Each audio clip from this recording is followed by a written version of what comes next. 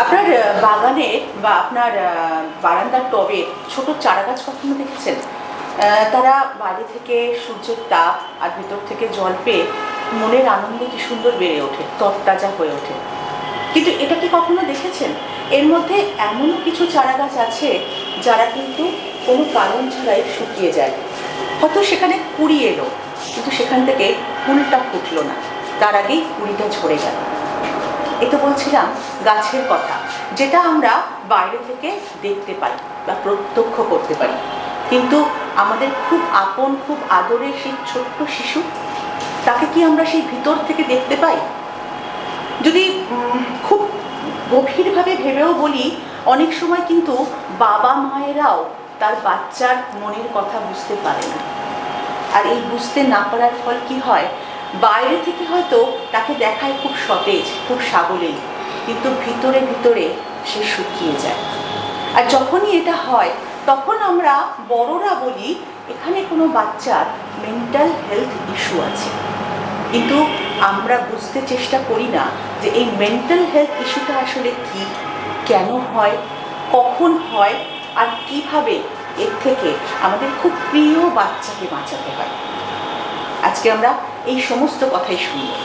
আজকে আমরা যেখানে রয়েছি এটা হচ্ছে সান স্পাইরাল পেডিয়াট্রিক ক্লিনিক, এবং আমার সঙ্গে রয়েছেন এখানকার কর্ণধার ডক্টর সমীক ঘোষ, তিনি শিশু রোগ বিশেষজ্ঞ। স্যার, আপনাকে স্বাগত আজকাল ডটিনে। আমরা শুনবো ডাক্তারবাবু কি বলছেন।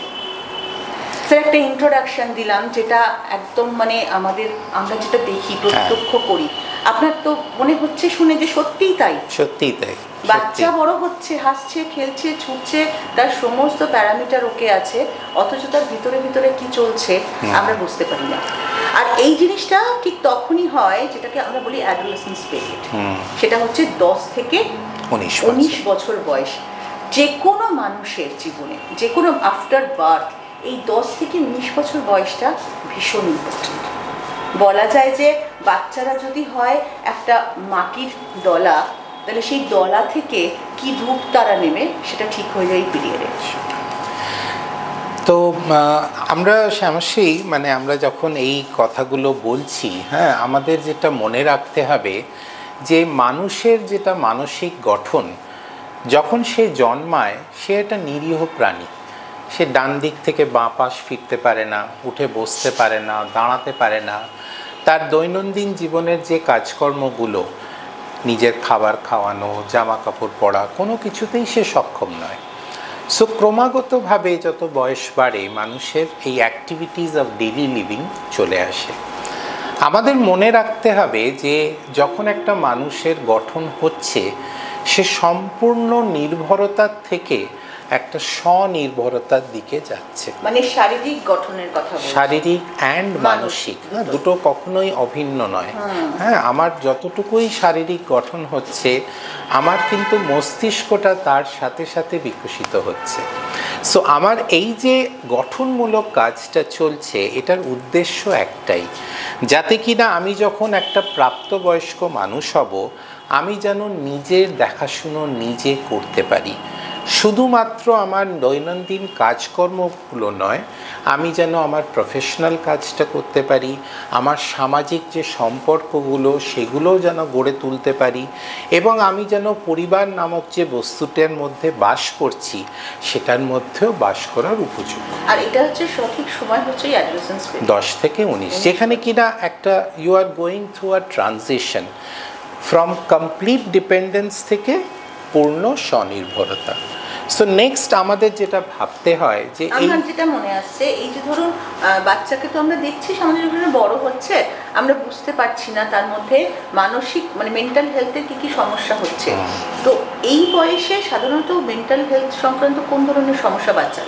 সো আমাদের যেটা বুঝে নিতে হবে, এই যে আমরা একটা স্বনির্ভরতার দিকে এগোচ্ছি, এখানে আমাদের কিন্তু কিছু স্বাধীন চিন্তাধারা তৈরি হয়, আমাদের একটা মতামত তৈরি হচ্ছে, আমাদের কিন্তু একটা ক্ষমতা তৈরি হচ্ছে, হয়তো একটা বাস চালাবার বা একটা স্কুটার চালাবার বা একটা 4 হুইলার চালাবার বা একটা প্রফেশনাল স্পোর্ট খেলার বা একটা প্রফেশনের মধ্যে আমরা ঢোকার রাস্তা খুঁজে বার করছি। সো এইগুলো করতে গেলে প্রত্যেকেরই একটা প্যাশন লাগে। আজকে আমিও যেখানে আছি সেখানে আমার প্যাশনই আমাকে এই অবধি টেনে এনেছে, তুমিও যা কাজ করছো তোমার প্যাশনই তোমাকে এই অবধি টেনে এনেছে। সো এই যে ইমোশন, প্যাশন বা মানুষের যেগুলো রাগ, দুঃখ, এইগুলো সব কিন্তু উৎপন্ন হয় এই বয়ঃসন্ধিকালে। যখন উৎপন্ন হয় তখন কোনো বিবেচনা শক্তি থাকে না যে কোথায় গিয়ে এগুলোকে আমি ধরে রাখবো। সো আমরা বয়ঃসন্ধিকালে কি দেখছি, জাস্ট লাইক ধরো একটা নবজাতক শিশু আঙুল চুষতে শুরু করলো, সেটা কিন্তু কখন যাবে, যখন তার নিজের ইনহিবিশন আসবে, তার নিজের বিবেচনা আসবে। সো বয়ঃসন্ধিকালে যখন মানুষ নতুন ইমোশনসগুলোকে অনুভব করছে, তার পক্ষে কিন্তু ধরে রাখার কিন্তু ক্ষমতাটা এখনো নেই, কেননা মস্তিষ্কের একটা গুরুত্বপূর্ণ অংশ যেটাকে আমরা প্রিফ্রন্টাল কর্টেক্স বলি। তাহলে কি স্যার এই সময়ে যে সমস্ত ইমোশনস তৈরি হচ্ছে they are very momentum, they are very raw, কথাটা ইজ ভেরি র। হ্যাঁ, আমার দুঃখ হলে আমার মনে হচ্ছে যেন পৃথিবীটা শেষ হয়ে যাবে, আমার আনন্দ হলে মনে হচ্ছে আমি সব কিছু জয় করে নিতে পারবো। তো এই যে এক্সট্রিমসে আমি ইমোশনগুলোকে অনুভব করছি, এইগুলো কোথায় আমাকে থামাতে হবে বা কোথায় আমি আমার প্যাশনটাকে ব্যবহার করতে পারবো নিজেকে এগিয়ে নিয়ে যাওয়ার জন্য, দ্যাট ইজ অ্যাডোলেসেন্স এবং অ্যাডোলেসেন্সের এডুকেশন। এটা কি বাচ্চারা নিজে থেকেই শিখবে নাকি তাদের একটা গাইড প্রয়োজন? যে কোনো শিক্ষার মধ্যে নিজস্ব কিছু ক্ষমতা থাকে আর পারিপার্শ্বিকের একটা অবদান থাকে। হ্যাঁ, আমি একটা ভালো স্কুলে পড়লাম, ভালো জায়গায় ট্রেনিং নিলাম, আমার যেটা নিজস্ব ক্ষমতা আছে সেটা আরও বেশি ভালোভাবে প্রকাশ পাবে। কিন্তু যদি আমি ছেড়ে দিই একটা মানুষকে, তার হয়তো প্রচুর ট্যালেন্ট আছে কিন্তু তার ডিসিপ্লিন নেই, তার কাঠামো নেই যার মধ্যে সে নিজের ট্যালেন্টটাকে ভালোভাবে রিফাইন করতে পারছে, সেখানে অবভিয়াসলি আমার ইরাটিক কিছু বিহেভিয়ার বা ইরাটিক কিছু পথ সে বেছে নিতে পারে।